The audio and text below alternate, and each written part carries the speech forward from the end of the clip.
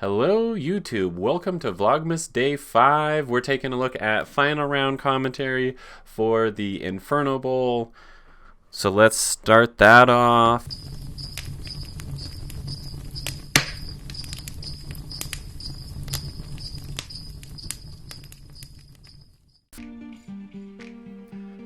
Alright, so coming off of a 885 rated, one of my lower rated rounds this year. I'm sitting in third place, 4 strokes off of second and 10 strokes off of first. That's not going to stop me from trying to put my best foot forward. And here we go. Once again, a shotgun start, so we're starting on hole 5. The right side is OB, but it looks like I'm opting for that right side anyways, and I'm going with a flip-up Zeus shot.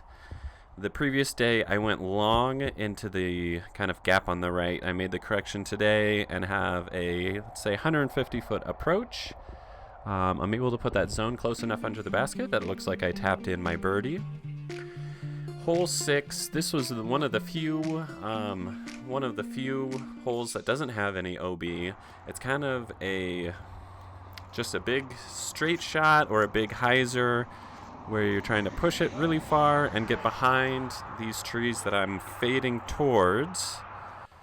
That looks like a decent shot. We'll see what I'm left with is I believe this is just about edge. You can actually see the tuft right at the base of that tree, so this might be right outside, let's say 34 feet. A little bit of a roll away there, and got a tester on hole 2. Passed the test, get that par, and we're already starting off better than the previous round with a birdie par instead of a par bogey. Hole 7, this has OB left, and then this Mando tree right off the bat to contend with. You can do a big turnover, or I'm opting for a big flip-up sidearm. I get plenty of height and a little bit too much width. Looks like that's going to carry out into that open part of the field. And yep, we can see a pretty easy pitch-up, tap-in par. Hole 8 is a temporary hole for this layout. 229 feet, you got a triple Mando right off the bat, and then the kind of fairway cuts in at the end, so you're trying to play a skip shot. I'm throwing a flat top Firebird, cut it inside. Hopefully that gave you a skip because you hit that shot a couple times already. And Victor's right, I wish I had gotten a skip, but here I am contending with this very protected green. See what I can manufacture from here.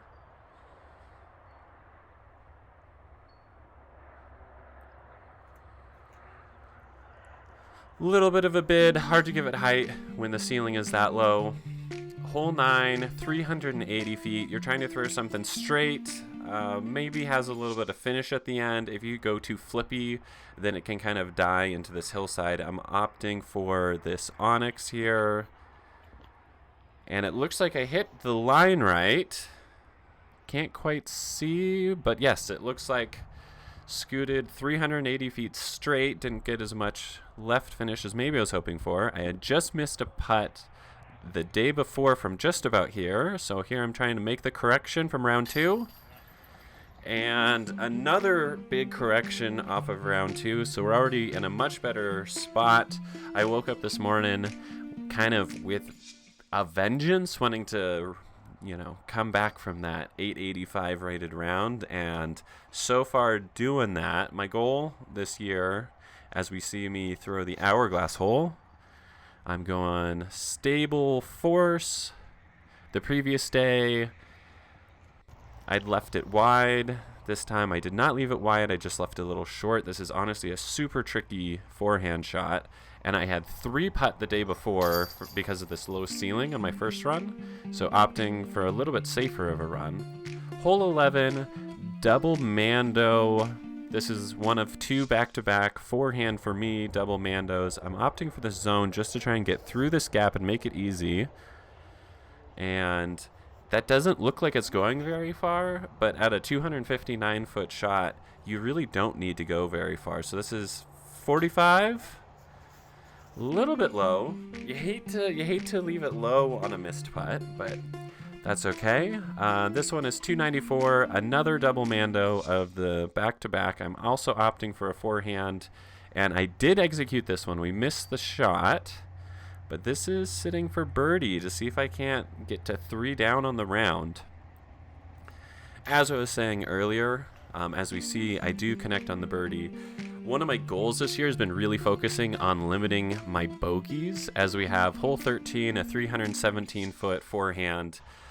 It was Beaver State Fling. I did a practice round with Sias Elmore, and he really challenged me to try and play some more bogey-free rounds.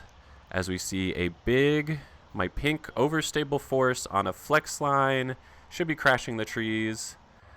That's about how I wanted to execute, and looks like we have another tester to see if we can get another birdie. This would be for 2 in a row, and able to do it. Yeah, so Sias really inspired me. I realized previously I was trying to get as many birdies as possible and seeing kind of pars and bogeys as the same, whereas especially after the previous round I took so many bogeys. As we see a good forehand chip shot here. This is about the max of my forehand range, and this is for a turkey, but nice. All right, turkey. But yeah, ever since then, I found that the fewer bogeys you take impact your round way more than as many birdies as you can get. So I stopped trying to push for as many highlight birdies and limited bogeys, and I've had a lot more success, and we'll see if I can keep that going here. I'm already at, I believe, 4 down, so if we can limit those bogeys, that's a great score. As I'm throwing a Thunderbird, sidearm. This needs to check up because it comes, the creek comes into play really fast. As we see, I am able to just check up. Don't even need relief. See if we can get 4 in a row. I just missed a putt on this the previous round. No such thing today. All right, 6 down. Looking good. Hole 16. This has been my nemesis hole. I can't keep it out of this OB parking lot to the right. I've been throwing a Justice. This time I opt for a zone, something not quite as overstable. Try and shape it a little bit more. It looks like it's a little wide. Parking lot skip. And oh, you can just see it got caught by the curb. If the curb wasn't there, that's a close putt. Instead, I've got this to save par. And I just talked about trying to limit those bogeys. We already gave one back to the course. So 5 down. Try to keep at that number because that is a great number for this course. Here we have hole 17. It's 400 feet, so it's a full pole with this double mando right off the bat. And I did go to the right of this third mando. However, it was not marked. As we can see, that was an approach to there, and then I missed my putt, so that's back-to-back bogeys. Hate to see that. But we as a card had decided that both me and I believe Victor went missed the third mando, but since it wasn't marked for our position, we played that as safe. And then here we have one of the bay holes. And the previous day, I'd kept it too far to the left, so I played right side at OB this time, but I was just safe. I believe I'm about 150 feet in. This is a par 4, so this is to get a birdie back. I'm going Toro. The OB behind it does come into play quickly, but it looks like I checked up, and that's a good putt to get back to 5 down.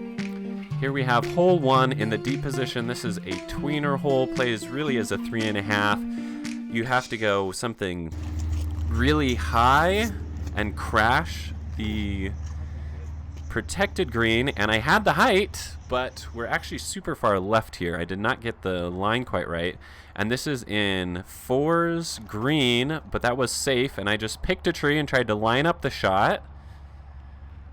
Attacking from above, and we've got this left to save the par. And I'm able to capitalize. So after shooting that 5 down, Victor actually took a double bogey on hole 1, and I was at a 10-stroke deficit. starting this round. I've cut it all the way but down to a 3-stroke deficit with 2, 3, 4, 3 to go. So here I'm thinking, all right, we get 3 birdies and Victor gets 3 pars and we're in it, especially since 4 is a really tough birdie. I'm opting for this force that I've been throwing well all day, but I leave this a little wide. I need to give this a good bid if I want a chance to tie Victor by our last hole. And I really thought that was going to go in if I hadn't hit the branch, but that low ceiling made it a tough long putt. All right, hole 3, double Mando. This is another one I just 3-putt the day before, but I know I can execute this shot. I'm opting for a hex, something I can just pure this double Mando with and hopefully get close to put the pressure on. And it looks like we're coming through cleanly, but I'm seeing it drift to the right. So I think this is edge of circle 2, maybe even farther. But I have to put it in. And I drew metal, but not quite able to put in the prayer. So this is my last chance to try and put some pressure on. This is a island hole. Everything else plays as hazard. I'm opting for a forehand flex shot. I get the flex on it, but that force isn't quite overstable enough. So I think this hazard shot is going to take me out of trying to come back. See if I can just save the bogey here. A decent approach with the zone. And an unfortunate bogey to finish, but that was really because I was trying to push. Because anything can happen on that hole. It's such a tricky hole.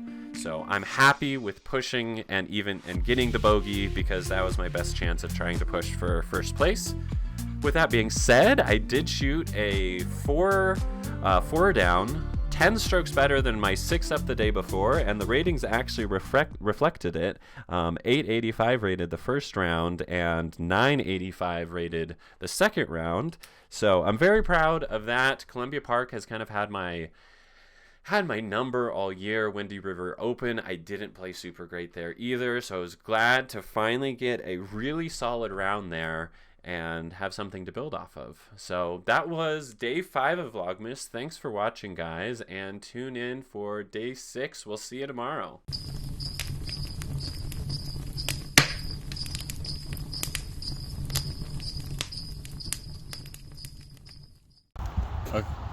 Okay, so I lost 4 discs. So when I was doing a warm-up, I threw it into that field over there, and we have no idea where it went because I wasn't watching it last behind the trees.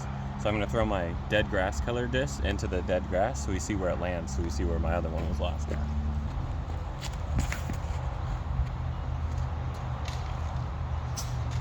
Perfect!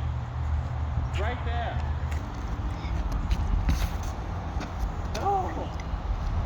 Same exact branch.